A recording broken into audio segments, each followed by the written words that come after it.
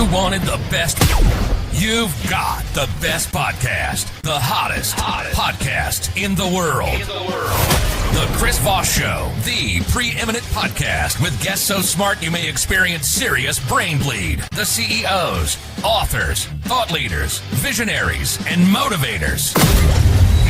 Get ready. Strap yourself in. Keep your hands, arms, and legs inside the vehicle at all times, because you're about to go on a monster education roller coaster with your brain.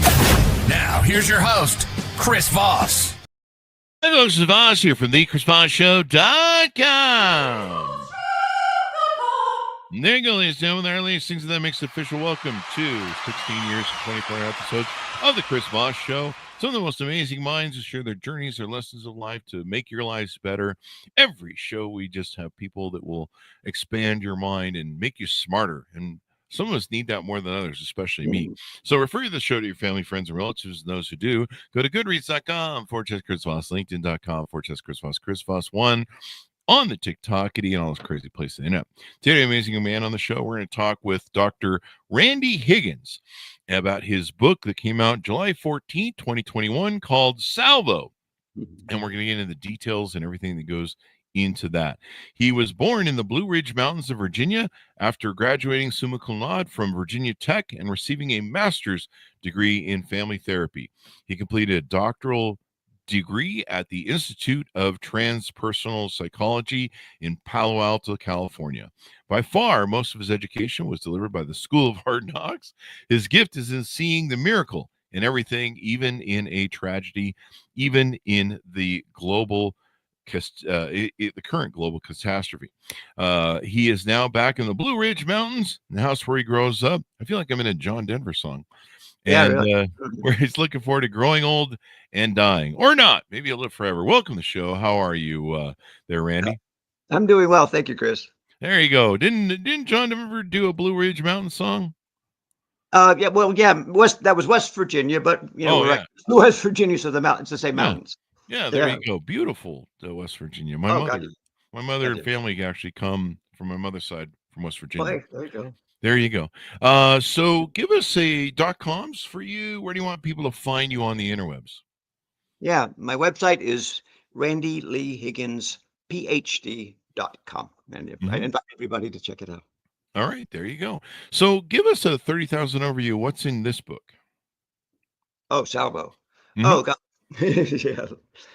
Wow. Yeah. It's on the cover, and I didn't want to say this. It says the most important book since the Bible.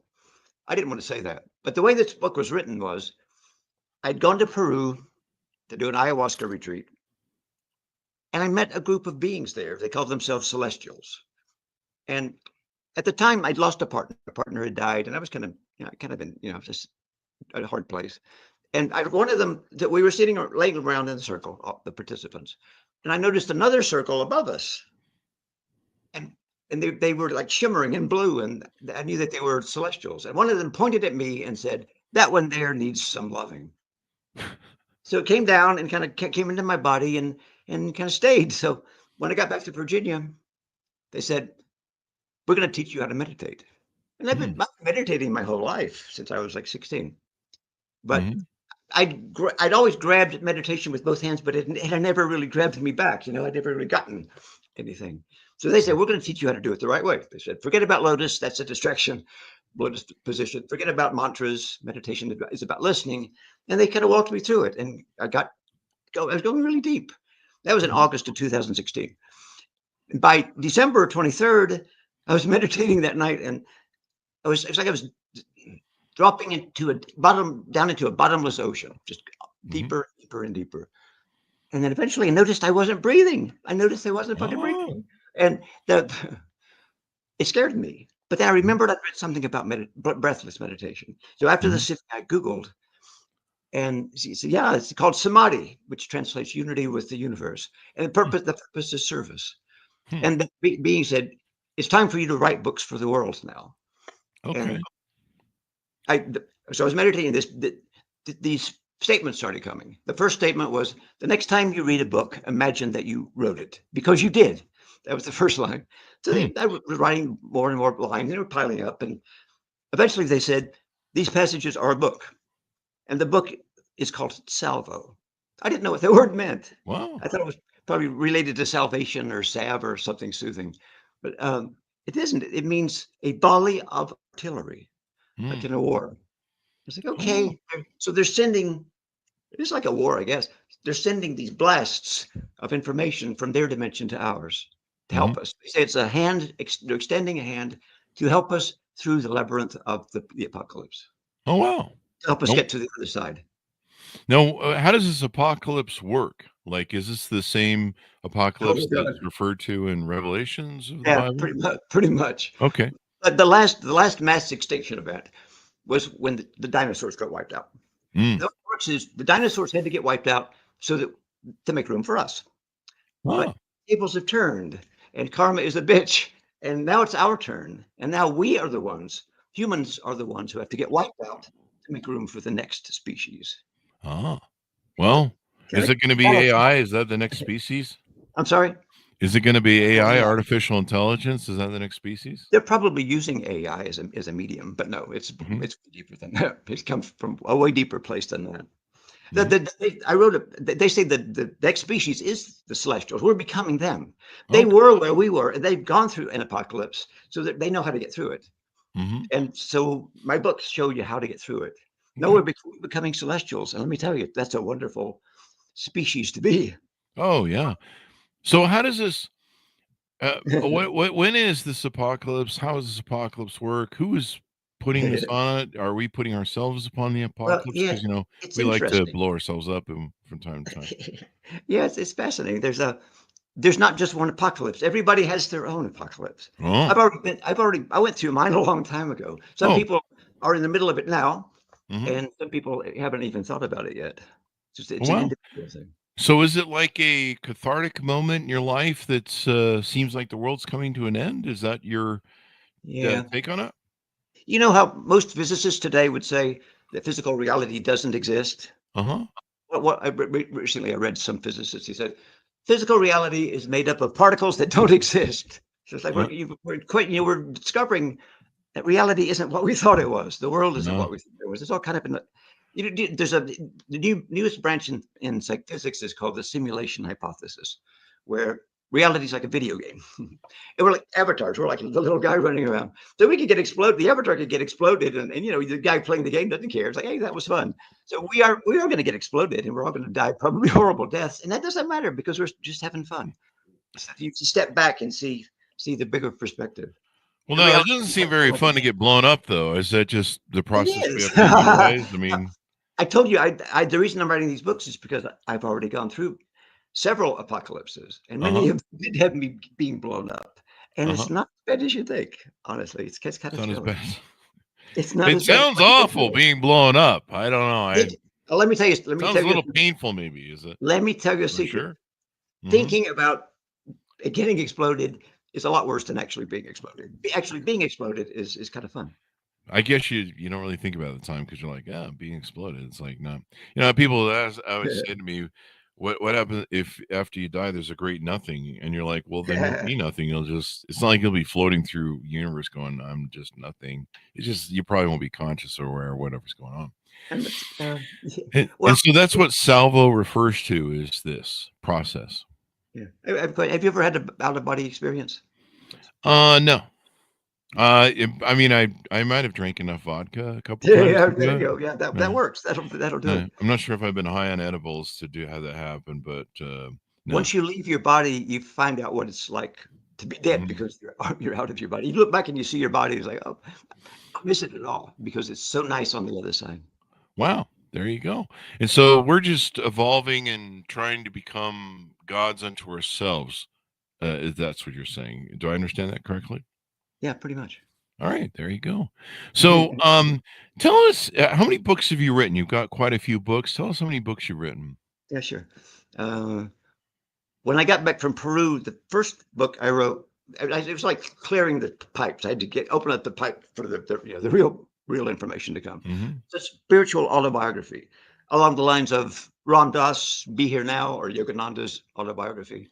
And it's a story. It's a nice story and a harrowing story. And about the School of Hard Knocks. I was homeless on the streets of San Francisco for 7 months. I've had a couple of life-threatening illnesses. All of 1999, I was in bed dying of AIDS. I couldn't walk Really? because I couldn't. I got gingivitis because I couldn't walk to the bathroom to brush my teeth. Oh my gosh. So I've kind of been through it a couple times. Yeah. Yeah. So That's that's no fun. it needed, that book needed to happen, but it cleared out the pipes, and then that was when the line came. The next time you read a book, imagine that you wrote it. That was when Salvo started. Salvo really begins the scripture that I write. The scripture.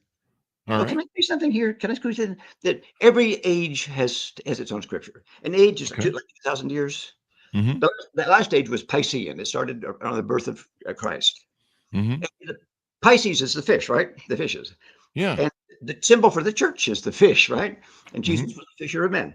So that makes sense. The Piscean age corresponds to the Christianity, to the New Testament. And the New Testament is its scripture, right? Before that was the age of Aries. And the scripture for that 2,000 years was the Old Testament. And the word ram is used 86 times in the Old Testament. And the age of Aries, Before that was the age of Taurus. And the predominant civilization then was Egypt. And their scripture was the Egyptian Book of the Dead. Well, we've just started a new age. The Aquarian age has just begun. And I write scripture for the new age. That's what my books are.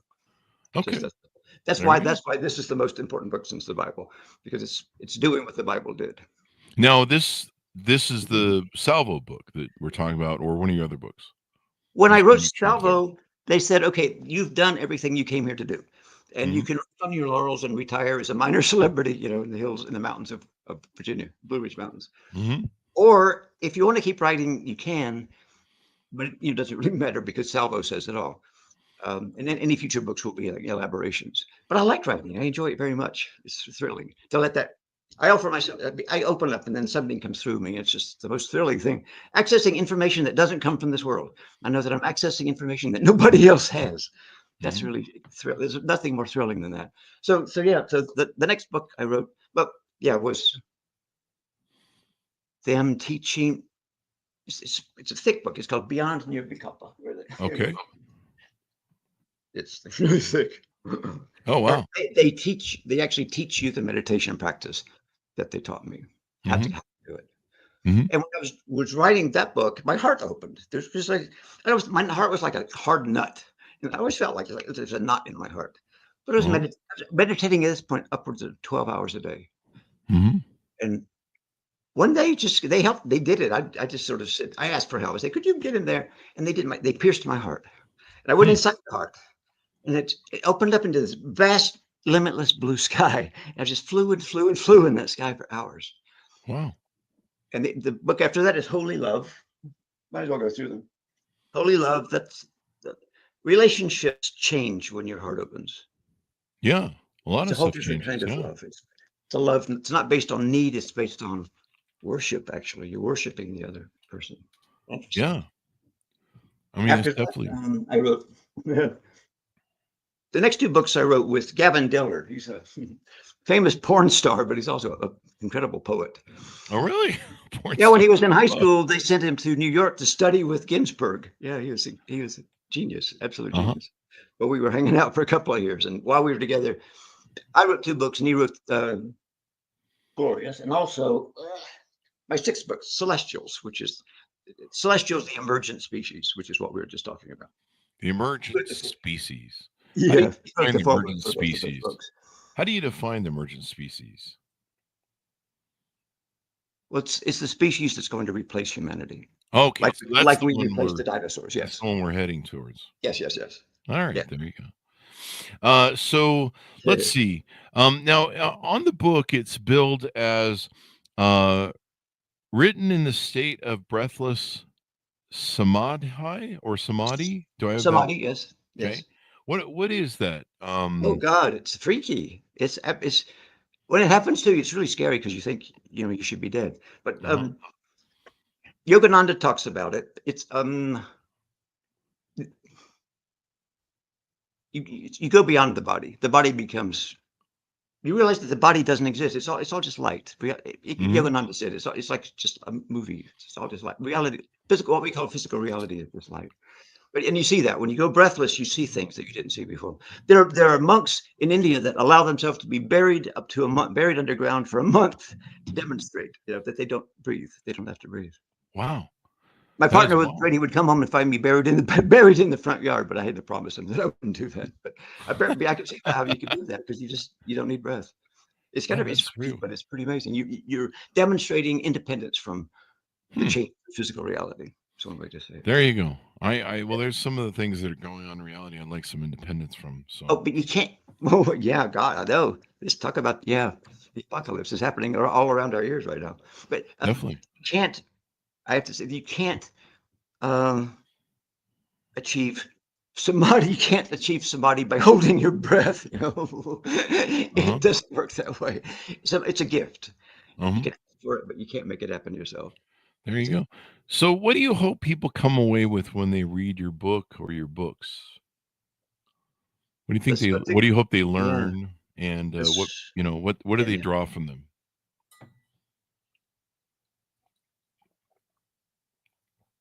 Did you get that? Yeah. Sorry. Sure.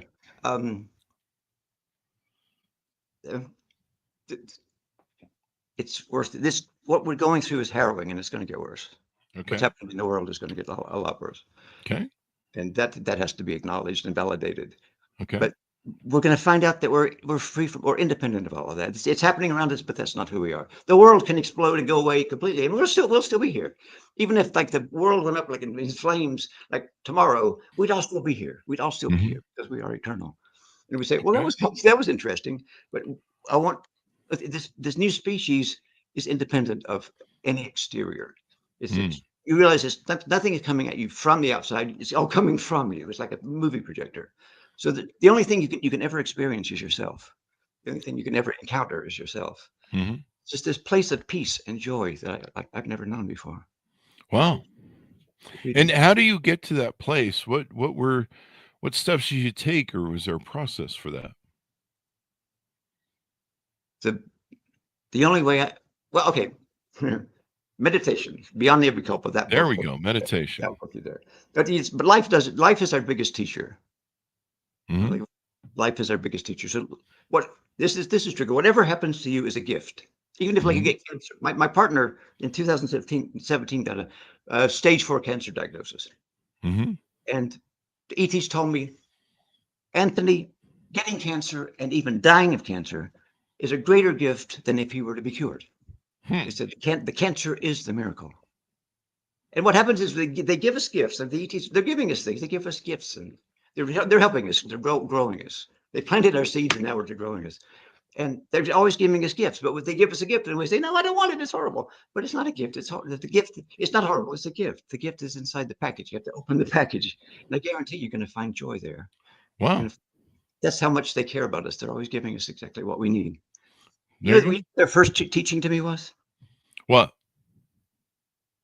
You now have everything you want. Everyone always gets exactly what they want. That's a law of physics, they say. Really?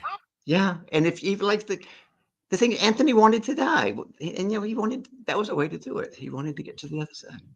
So even tragedy are gifts. So you think some people develop terminal diseases because they want to get to the other side, and it's God, yeah, of course. Huh. Do you know the researcher Raymond Moody, MD? He studied people that had died and then come back.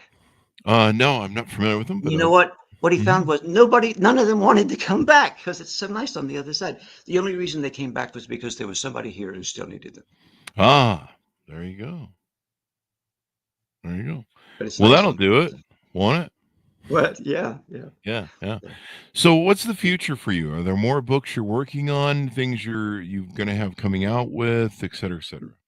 Yeah, sure. Thank you. I have 2 more books that they're going to press now. One is Immortality. Immortality, what it was all for. Immortality is when death and life become the same phenomenon, but that polarity just goes away. Death becomes irrelevant because you're already dead. Once you're already dead, then your death is powerless over you. You can die now. You can do the St. Peter review now, the life review, and you can get there now. You don't have to wait till your body dies. And Well, that's the state of immortality. That sounds pretty fun. And No, yeah, it is. That's just it. There's a joy in this. When you go through that door, this joy happens like you've never experienced before. And mhm. the eighth book is The Golden Ticket. And the golden ticket is death. As long as it says, as long as you're alive, you're restricted to areas designated physical and life. It's got to be limited. But once you die, that's your golden ticket. You can go anywhere. You can go anywhere in the multiverse. No dimensional zip codes are off limits. That's the subtitle of the book. No dimensional zip codes. No dimensional zip codes. I like that. That's pretty interesting. It'd make a great title for a movie too.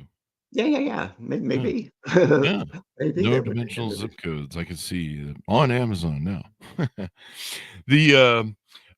So as we go out, give people a final pitch on picking up your books, getting to know you better. Are there any offerings on your website, coaching or advisory that you do, etc.? That's tricky. In the new earth, there are no teachers. Teachers become obsolete. So I'm nobody's teacher. And so anybody who reads my book, I want you to don't think I wrote it. You wrote it. Okay. You're the one who wrote it. So, and you're the self is the teacher. The self is the teacher. I'm not the teacher. If I can refer you to yourself, then I've done my job. There you go. A friend, and she was reading Beyond. She wanted to read Beyond Every Culpa, and she wanted to read it. She wanted to talk to me on New Year's Eve. She was going to start the book and talk to me, have a conversation with me to get her year started right. And I said, Apple, her name's Apple. I said, Apple, you don't need to talk to me. You need to talk to yourself. Talk to you. That's when it happens. Because that's the person who can probably do it. Yeah. Right. And she was mad at me, of course, but that's true. There you go. There you go. So give people a final pitch out to buy your book.coms as we go out. Okay. Yeah. If you can open up to what I've been shown, you are going to thank me for it. You are going to thank me. You'll be grateful that you saw this podcast today. There you go. There you go. Well, and your .com, please, one more time. Yeah. Thanks. Randy Lee Higgins, PhD.com. There you go. Well, thank you, Randy, for being on the show. Very interesting points of view you have and you're sharing, and I'm sure that it will impact people out there. Order up the book, folks, wherever fine books are sold. It is entitled Salvo, out July 14th, 2021, by Dr. Randy Higgins. Thanks to everyone for being here. Go to goodreads.com/Chris Voss, LinkedIn.com/Chris Voss, Chris Voss one on the TikTokity, and all those crazy places on the internet. Be good to each other. Stay safe. We'll see you guys next time.